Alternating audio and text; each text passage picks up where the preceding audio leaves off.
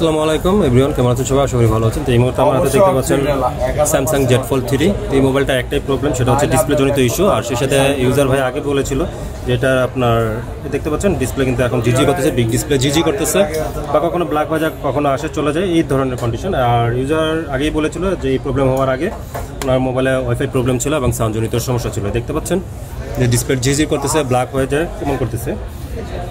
তো এই ধরনের প্রবলেমগুলো হলে কিন্তু চাইলে আপনারা আমাদের সবাই ভিজিট করতে পারেন। এই মোবাইলগুলো কিন্তু ডিসপ্লে প্রবলেম বা ডিসপ্লে ইস্যু, ডিসপ্লে রিপ্লেসমেন্ট ছাড়াই কিন্তু এই কাজগুলো করে নিয়ে যেতে পারবেন।